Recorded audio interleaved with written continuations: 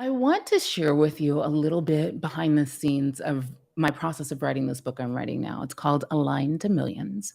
It's about how to make big money just for being yourself. All right. And we're talking about seven figures or more. When I first started writing, this is my fourth book. And when I first started writing this book, it was really super free. The process was crunchy, much more than it's been in the past. I'm used to being able to go hole up for a couple weeks or go to Paris for a couple weeks and just like bust it out and be done. This was not that. And I realized I needed to get deep within myself about why I care so much about alignment, why I care so much about you knowing who your true sacred self really is and creating a life and a business that lines up to that. Why I care, why I've been doing this work for 25 years, right? And so I wrote and I wrote and I wrote around that. And then I wrote 41 pages about my childhood, okay? About how my parents were these beautiful people who lived the treadmill of culturally defined success. They checked all the boxes. They did exactly what they were supposed to do.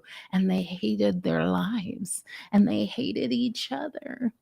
And my father was a genius in a really high paying, really technical job where he was chronically um, insulted and disrespected and unfulfilled.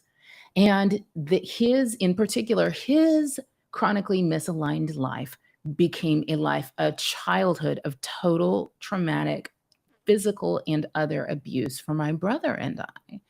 And so I hadn't even ever had that realization before starting this book. So I wrote and I wrote and I wrote and it poured out and it poured out. And I was like connecting dots and light bulbs were going off. 41 pages. And I finished writing it and I took a day off and then I came back to it and I rewrote it into a paragraph. It only needed to, and then I like rewrote it again into like a page.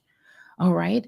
And I'm sharing that with you because one, it's important to catch the principle that the things you do in the course of creating the empire of your soul, that kind of business, or writing the book that needs to be written through you, these projects actually have a career of healing that they are trying to do in you. That's part of why they are so urgently calling you to do them.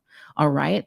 So the other reason I wanted to share that is that it illuminates the difference between processing trauma and integrating trauma.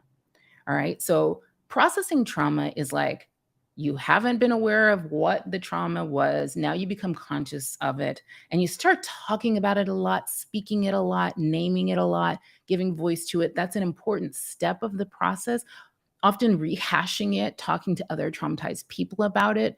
But while you're processing trauma, it's still very big and active in your energies. Okay, it's still very active. You can actually even reactivate trauma doing that.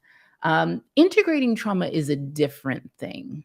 Okay, integrating trauma is naming it and also making distilling meaning from it, connecting dots, right? It can be revising history. Like there's a way by writing that and understanding the connection between that childhood experience, chronic childhood experience, and my work now, it like revised the history. It wasn't just needless trauma that happened.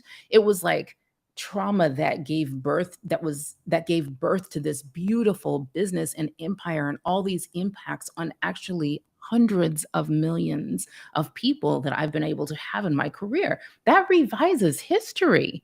All right. It's like a Quentin Tarantino movie. I love Quentin Tarantino. People are surprised by that. But I love Quentin Tarantino because I love a revisionist history that's part of trauma integration often in therapy work is to like re-experience the trauma in a way where you get to revise the history and put yourself in a position of power. All right.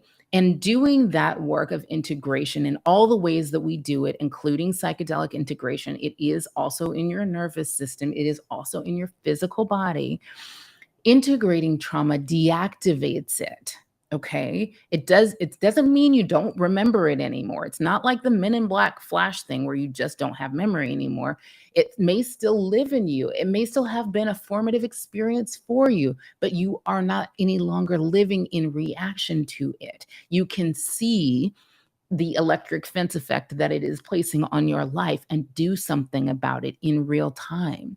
So it's kind of like going from 41 pages of trauma to 1 page of meaning from it. It shrinks it in your system. And I love how Michael Pollan talks about it. It's integration and including psychedelic integration, which I am a fan of and have done. It's like fresh snow falling over the trauma ruts in your brain. Okay. So that's the difference between processing trauma and integrating trauma. That's a little bit behind the scenes of the book. I'm going to share a little bit more soon. I love you, and I'll see you soon.